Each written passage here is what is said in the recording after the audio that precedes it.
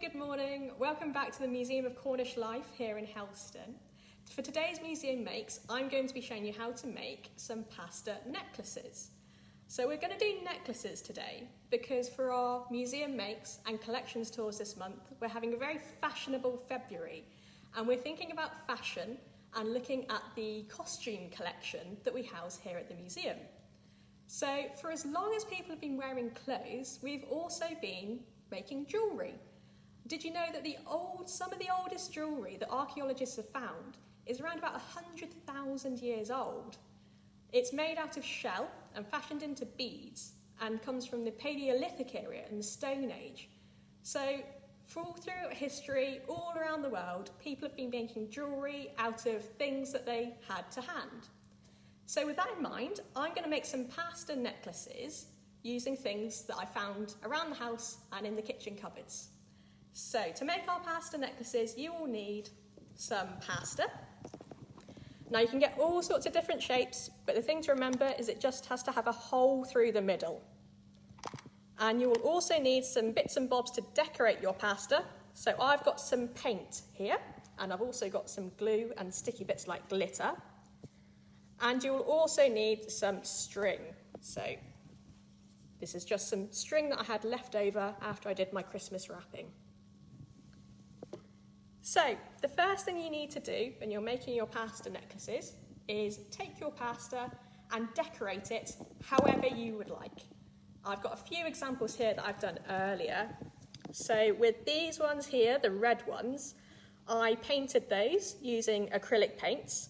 And acrylic paint works really well because it sticks to the pasta and you get some nice bold colours.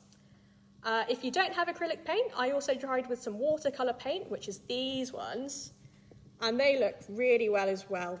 You don't get as bright a colour, but if you paint it, leave it to dry for about half an hour and then paint it again, you can build up lots of bright colours. Or if you're feeling really glamorous, what I've done with these ones here is brush them with PVA glue and then sprinkle glitter on them so you get some really sparkly ones. So once you've painted or decorated your pasta, leave it for about half an hour to dry in a safe place, and then when it's dry, what you need to do is take your string and cut a nice long piece of string. So you want it nice and long so then it will make a good necklace. This one I've measured to fit me.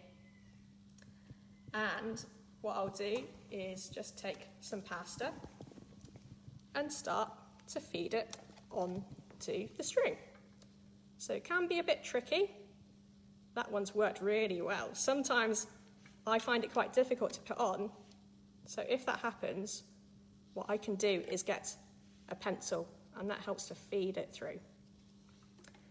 And I'm just using this colourful string here, but you can use any sort of string. So if you have any thread or wool or perhaps a ribbon at home, it just needs to be long and thin enough to fit through the pasta shape. See, that one was a bit fiddly. So if you've done lots of different colours, you can start to build up a pattern and you can put on however many or few pasta pieces you like. I'm just going to do these three to show you. And then when you're done, you take your pieces of string, put them together, and then put a nice knot in the end. And I'm going to tie that. And that's one very simple, summery themed pasta necklace there, I think, with my red and orange and yellow. So I've done a nice simple one there, but you can decorate however you like. Make one using your favourite colours, or you can build up patterns. So here's one that I've made for a friend of mine whose favourite colour is red. And I used some acrylic paint to paint the pasta white, and then I put a polka dot pattern on. And I've also added a special pom-pom to this one. So if you don't know how to make a pom-pom, we have a video on our YouTube channel showing you how to make pom-pom farmyard animals. I just followed the tutorial to make that one. I'll pop a link to that one in the Facebook comments or on the description, depending on where you're watching this. But you can get as creative with it as you like. If you have any beads or buttons at home, You can add them on or craft your own decorations using cardboard. And there we have it. Give it a go at home. Make your own pasta necklaces using the things you find around about the house, and then you can fit in with your very fashionable friends here during Fashion February. Don't forget to tune in on Wednesday when we're going to be having a collection tour, taking a closer look at some of the historic costumes here at the museum.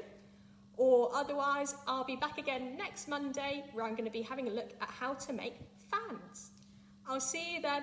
Bye bye.